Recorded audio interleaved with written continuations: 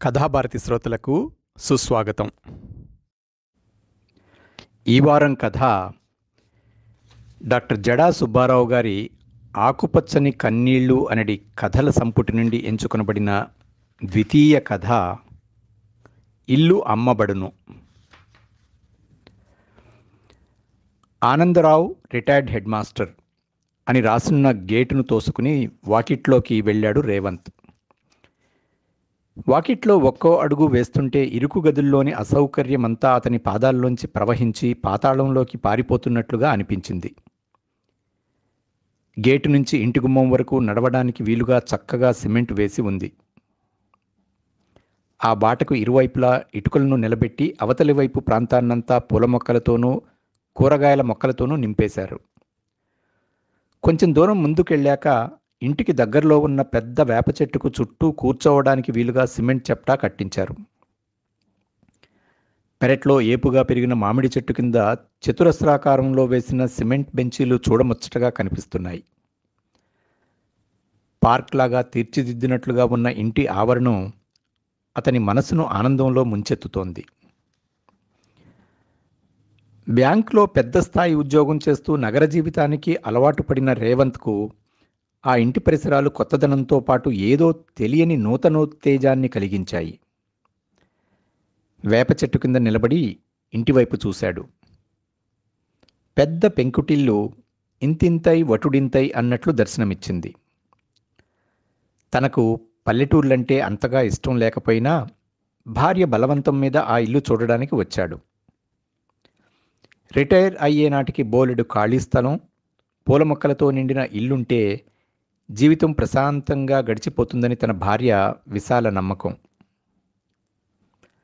హాయిగా అన్ని సౌకర్యాలు వదిలి పట్నం నుండి పల్లెటూరికి రావాలంటే తన మనసుకు ఇష్టం లేకపోయినా రాక తప్పింది కాదు.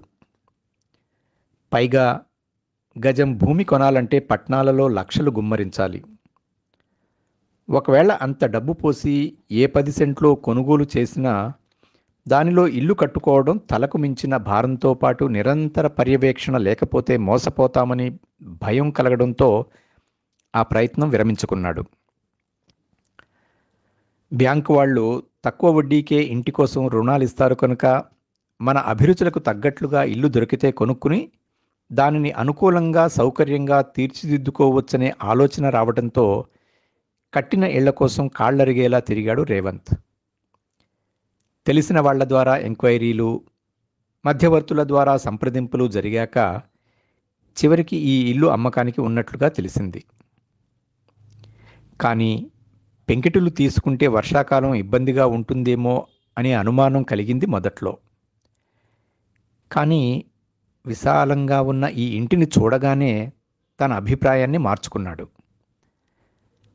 ప్రహరీ అంచుల్లో కర్రలు పాతివేసిన పందిరికి చిక్కుడు, బీర, సొరకాయ, పొట్లకాయ పాదులు వేళ్లాడుతున్నాయి. చుట్టూ ఉన్న ఇంటి ఆవరణం చూస్తుంటే చిన్నప్పటి తన ఇల్లు గుర్తుకొచ్చింది. వాకిట్లో తులసికోటకు పూజ చేస్తూ అమ్మ తిరుగుతుంటే అమ్మ వెనకాలే తిరగటం, తన స్నేహితులతో కలిసి పెరట్లోని చెట్ల మీద కోతి కొమ్మచ్చి ఆడుతూ కిందపడి గాయం చేసుకోవడం, అమ్మ పైకి కోప్పడుతూనే సపర్యలు చేస్తూ తిరిగి నడిచే వరకు తనకు తోడుగా నిలవడం బాగా గుర్తు. అమ్మ ద్వారా లభించే అవసరాలన్నీ తీర్చుకుని పెరిగి పెద్దయ్యాడు కానీ అమ్మకివ్వాల్సిన సౌకర్యాల విషయం తను మర్చిపోయాడు. దాని ఫలితం గుర్తొచ్చినప్పుడల్లా గుండెను పిండేసే జ్ఞాపకాల్ని మిగిల్చి అర్ధాంతరంగా అమ్మ చనిపోవడం. అమ్మ చనిపోవడం అంటే ఒక మనిషి మరణమని అనుకున్నాడు కానీ అమ్మతో పాటే అన్ని బంధాలు పోతాయని ఆనాడు తెలియలేదు రేవంత్కి. అప్పటి వరకు ఆడుతూ పాడుతూ తిరిగిన జీవితం అమ్మ మరణంతో తలకిందులయ్యింది. పోగొట్టుకున్నాక వస్తువు విలువ, కోల్పోయాక ఆప్తుల విలువ తెలుస్తుందనే విషయం అనుభవంలోకి వచ్చింది. చిన్నప్పుడు నాన్న చనిపోవడంతో ఒక్కడే కొడుకైన రేవంత్ని కష్టపడి పెంచి పెద్ద చేసింది. ఎప్పుడైనా కొడుకుని చూడాలనిపిస్తే వచ్చి 4 రోజులుండి వెళ్ళడం తప్ప అంతకు మించిన సంబంధాలు లేకపోయాయి. పండుగలకో ఇతర కార్యక్రమాలుంటేనో తప్ప అమ్మ పోయాక ఊరికి వెళ్ళడం పూర్తిగా తగ్గిపోయింది. ఉన్న ఇల్లు వేరే వాళ్ళకి అద్దెకిచ్చేసి నగరంలోనే అద్దె ఇంట్లో ఉంటూ ఉద్యోగం చేసుకోవటం వల్ల రాను రాను పనుల ఒత్తిడిలో పడి క్రమంగా ఆ జ్ఞాపకాలన్నీ కొంచెం కొంచెంగా కనుమరుగయ్యాయి. మళ్ళీ ఇన్నేళ్ల తర్వాత అమ్మలాంటి ఇల్లు ఈ రూపంలో కనిపించడంతో రేవంత్కి ప్రాణం లేచి వచ్చినట్లయింది. వేప చెట్టు కింద కూర్చుని ఒక నిమిషం కళ్ళు మూసుకున్నాడు. ఎవరు బాబూ నువ్వు? మంచినీళ్ళేమైనా కావాలా అని వినిపించడంతో తుళ్ళిపడి కళ్ళు తెరిచాడు. 60 సంవత్సరాలకు దగ్గరగా ఉంటుంది వయసు. పట్టుచీర, నుదుట పెద్ద బొట్టు, తలలో పూలు, ముఖం మీద చెరగని చిరునవ్వుతో నిల్చున్న పెద్దావిడను చూడగానే అప్రయత్నంగా లేచి నుంచున్నాడు రేవంత్. పర్లేదు కూర్చోబాబు, మంచినీళ్లు తీసుకువస్తాను అంటూ మరో మాట మాట్లాడకుండా లోపలికెళ్ళి మంచినీళ్ళ గ్లాసుతో బయటికొచ్చింది. మంచినీళ్లు తాగిన తర్వాత గ్లాసు ఆవిడకు ఇస్తూ, ఇల్లు అమ్మకానికి ఉందంటే చూద్దామని వచ్చాను. మీరు ఎప్పుడూ ఇంట్లోనే ఉంటారని మధ్యవర్తి చెప్పాడు. అందుకే వస్తున్నట్లు ముందుగా చెప్పలేదు. ఈ ఇంటి ఆవరణ బాగుందని ఇక్కడే కూర్చుండిపోయాను అన్నాడు కొంచెం సిగ్గుపడుతూ. ఆనందం, బాధ కలగలిసిన గొంతుతో, అవునా నాయనా అంది బలహీనంగా. మంచినీళ్లు కావాలా అని అడిగినప్పుడు వచ్చిన మాటకు, ఇల్లు కొంటానని చెప్పిన వెంటనే వచ్చిన మాటకు తేడా కనిపించింది రేవంత్కు. రా బాబు, లోపలికి వెళ్దాం, మా వారిని పరిచయం చేస్తాను అంటూ ముందుకు నడిచింది. ఆవిడను అనుసరించాడు రేవంత్. నడుస్తున్నాడే గాని ఏవో ఆలోచనలతో తల వేడెక్కిపోతోంది. అసలు ఇల్లు అమ్మడం ఇష్టం లేదేమో అనుకుంటూ మౌనంగా ఆవిడను అనుసరించాడు. కూర్చో బాబు అంటూ కుర్చీ చూపించి లోపలికెళ్ళింది. వరండా చాలా పెద్దగా ఉంది. అమర్చినట్లుగా ఎక్కడివక్కడ శుభ్రంగా సర్దిపెట్టి ఉన్న వస్తువుల్ని బట్టి ఇంటి మీద వారికి ఎంత ఇష్టం ఉందో తెలుస్తోంది. పాతకాలం నాటి కేన్ కుర్చీలు, సోఫా, వరండాలో గోడవారగా పెట్టిన పూల కుండీలు ఇంటి వాళ్ల అభిరుచిని చెప్పకనే చెప్తున్నాయి. కాసేపటి తర్వాత, బాబూ, ఇల్లు చూద్దురుగాని లోపలికి రండి అంటూ పిలవడంతో వరండా గుమ్మం దాటి ఇంట్లోకి వెళ్ళాడు. ఏదో కొత్త లోకంలో ప్రవేశించినట్లుగా ఉంది రేవంత్కి. ఆ ఇల్లు కట్టి ఎన్ని సంవత్సరాలైందో అంచనా కట్టలేకపోతున్నాడు. వేసిన పెయింటింగ్ వేసినట్లుగానే ఉంది. ఎక్కడా గోడలు పెచ్చులూడినట్లుగా లేవు. గోడలకు ఒక పద్ధతిలో అమర్చిన పూర్వీకుల ఫోటోలను, వాటి క్రిందున్న వివరాలను చదువుతూ నుంచున్న రోహిత్, అలా నిలబడే ఉన్నారేంటి బాబూ, కూర్చోలేకపోయారా అన్న మాటలు వినబడడంతో వెనక్కి తిరిగి పడక గదిలోంచి బయటికి వస్తున్న ఆనందరావుని చూశాడు రేవంత్. రిటైర్ అయినా టీవీ ఏమాత్రం తగ్గని అతని చలాకీతనానికి ఆశ్చర్యపడ్డాడు. జుట్టు తెల్లబడి అతని వయసుకి మరింత హుందాతనాన్ని కలిగిస్తోంది. ఒత్తైన మీసం ముఖానికి వన్నె చేకూరుస్తోంది. కాలికి దెబ్బ తగలడమో లేక మరే కారణమో తెలియదు కానీ చేతికర్ర సాయంతో నడుస్తూ హాలులోకి వస్తున్న ఆనందరావుని చూస్తూ, నమస్కారం మాస్టారు అన్నాడు. నమస్కారం బాబు, కూర్చోండి అన్నాడు. ఆయన మాటల్లో హుందాతనం ధ్వనించింది.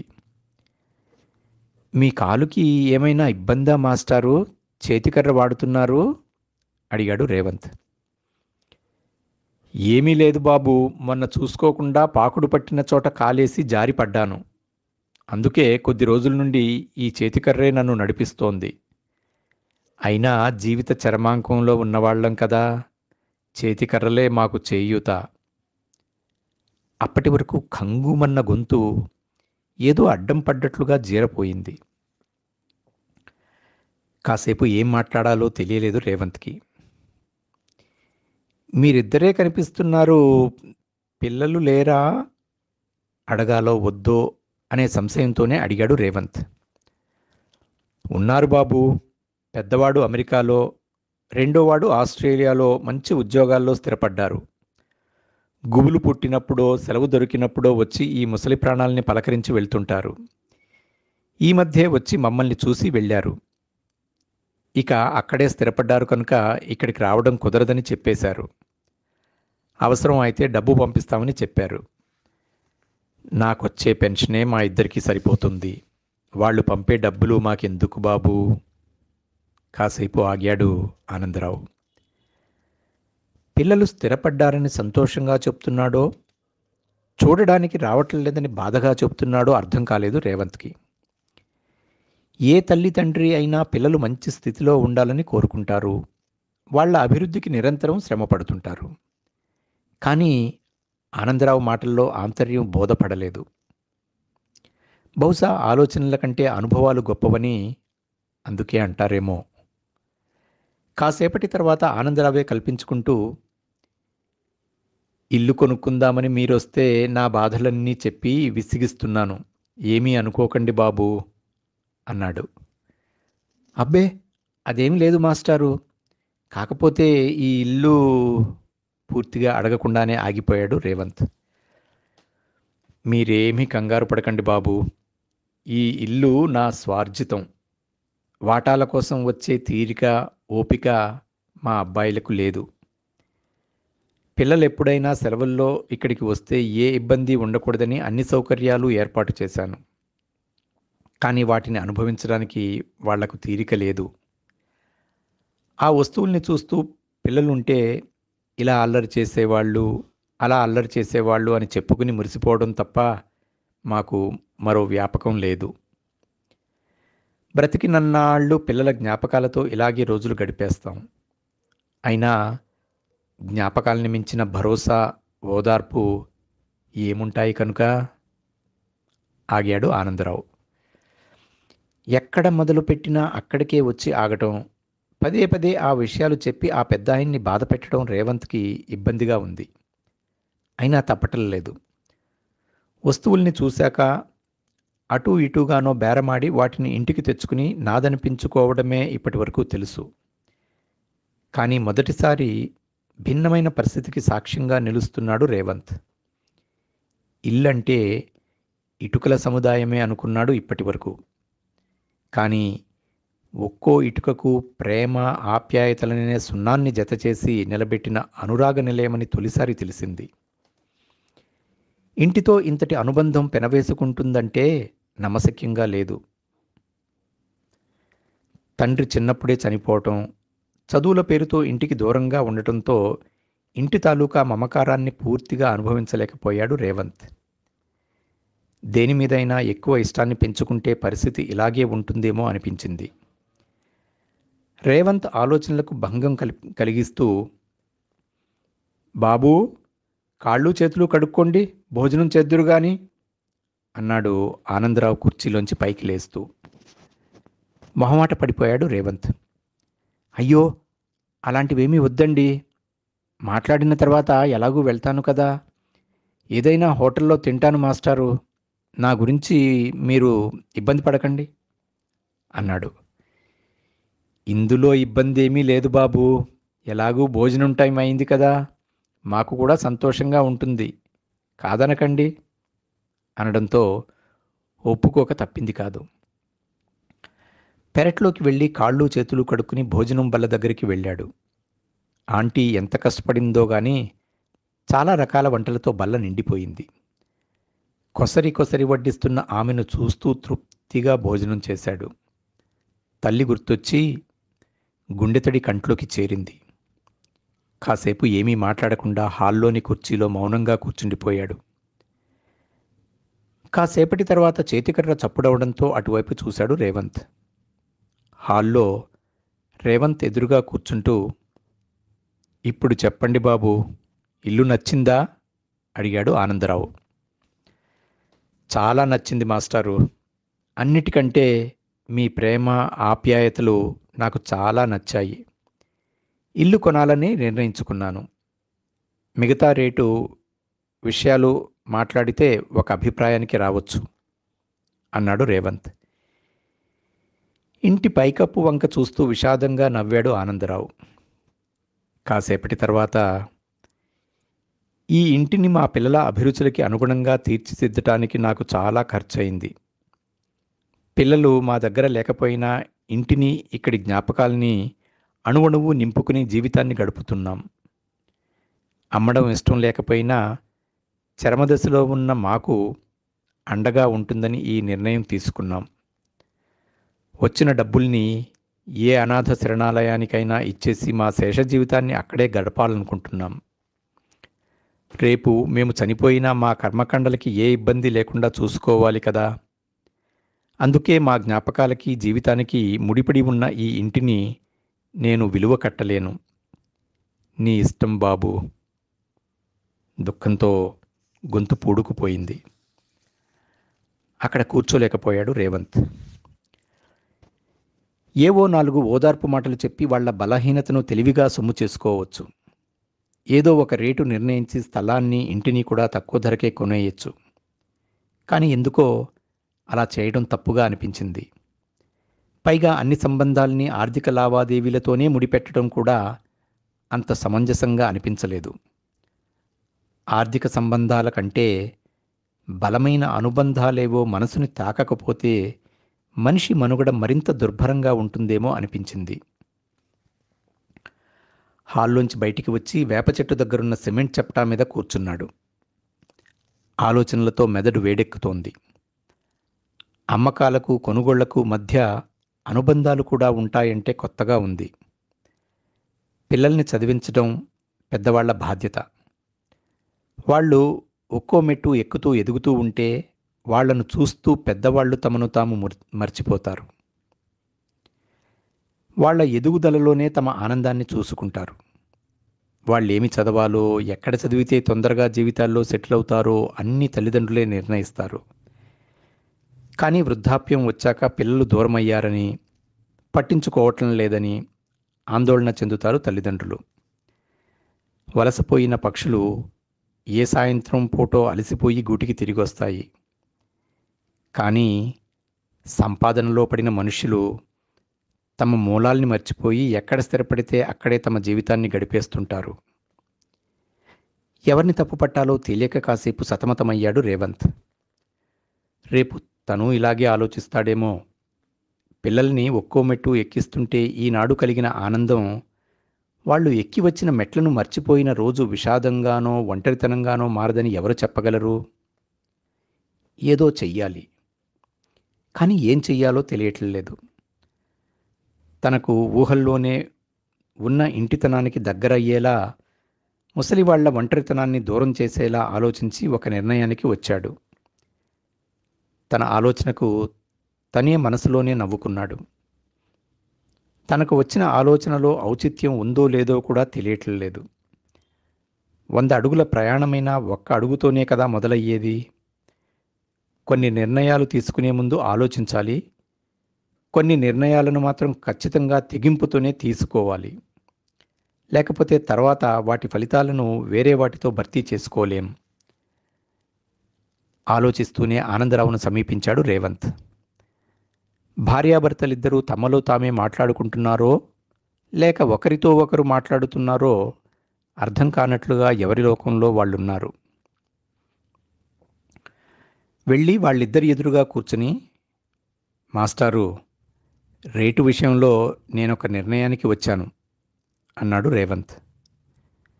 బాధో ఆనందమో తెలియని ముఖాలెత్తి ఇద్దరూ రేవంత్ వైపు చూశారు చెప్పమన్నట్లుగా. నా తండ్రి చిన్నప్పుడే చనిపోయాడు. ఆయన ఉంటే నా జీవితం ఎలా ఉండేదో నాకు తెలియదు.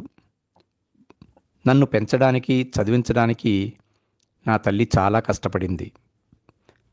ఆమె కష్టాన్ని గుర్తించాను కనుకనే జీవితంలో స్థిరపడి నా తల్లిని బాగా చూసుకోవాలనుకున్నాను. కానీ విధి ఆమెను కూడా నాకు దూరం చేసింది. దాదాపు ఒంటరి జీవితాన్ని అనుభవించాను. తర్వాత నన్ను అర్థం చేసుకునే భార్య దొరికింది. జీవితం సాఫీగానే సాగుతోంది. కానీ జీవితంలో ఏదో కోల్పోయాననే బాధ నాకు తెలియకుండానే నన్ను వేధించసాగింది. కానీ ఆ బాధంతా మళ్ళీ ఈ ఇంటి రూపంలోనూ, మీ రూపంలోనూ తీరబోతున్నందుకు ఆనందంగా ఉంది. మిగతా వాళ్ళందరూ దీనిని ఎలా అర్థం చేసుకుంటారో నాకు తెలియదు, కానీ నా నిర్ణయానికి మీరు అంగీకరిస్తే నాకంటే అదృష్టవంతుడు ఎవరూ ఉండరు. ఆగాడు రేవంత్. ఒక్క క్షణం అతడు ఏమి చెప్తున్నాడో అర్థం కాలేదు వాళ్ళకి. మౌనంగా అతని వంకే చూస్తూ కూర్చున్నారు. మీ అనుబంధాలతో ముడిపడి ఉన్న ఈ ఇంటికి నేను కూడా విలువ కట్టలేను. అలాగని ఎంతో కొంత ఇచ్చి మీ జ్ఞాపకాల పూదోటను నాశనం చేయలేను. మోసానికి తావు లేకుండా ఈ ఇంటికి ఎంత విలువ వస్తుందో లెక్క కట్టించి వచ్చిన డబ్బంతా మీరు చెప్పిన విధంగా ఏర్పాటు చేస్తాను. అమ్మకాలు కొనుగోళ్లు అయిన తర్వాత మీరు ఏ అనాథ శరణాలయానికి వెళ్లకుండా మీరు ఉన్నంతకాలం ఈ ఇంట్లోనే నిశ్చింతగా జీవితాన్ని కొనసాగించవచ్చు. నేను మీ మూడో కొడుకుననుకోండి. ఈ వయసులో ఎవరూ లేనట్లుగా ఒంటరితనంతో మీరు బాధపడటం నాకిష్టం లేదు. అందుకే ఈ నిర్ణయం తీసుకున్నాను. ఈ విషయంలో నా వైపు నుంచి ఎవరికీ అభ్యంతరం ఉండదు. మీకు కూడా నా నిర్ణయం అంగీకారమే అనుకుంటాను. చెప్పడం ఆపి వాళ్ల వైపు చూశాడు రేవంత్. ఇద్దరూ ఆలోచనలో పడ్డారు. కాసేపటి తర్వాత వాళ్ళిద్దరి పెదాలపై చిన్న చిరునవ్వు కనిపించింది. వాళ్ళిద్దరికీ వీడ్కోలు చెప్తూ బయటికి వచ్చాక, హాయ్ విశాల, ఇంటి విషయాలన్నీ మాట్లాడేశాను. నీకులాగే ఇల్లు కూడా విశాలంగా ఉంది. ఇంటితో పాటు నీకు అత్తామామలు కూడా దొరికారు అన్నాడు రేవంత్ ఫోనులో. అత్తామామలేంటి? అర్థం కాక అయోమయంగా అడిగింది విశాల. సస్పెన్స్, వచ్చాక వివరాలన్నీ చెప్తాను. బాయ్ బాయ్ అంటూ ఫోన్ పెట్టేసి ముందుకు సాగాడు రేవంత్. ఇదండి ఈ వారం కథ, ఇల్లు అమ్మబడును. ఈ కథ నవంబర్ 20వ తారీఖు 2019 సంవత్సరంలో నవ్య వారపత్రికలో ప్రచురింపబడినది.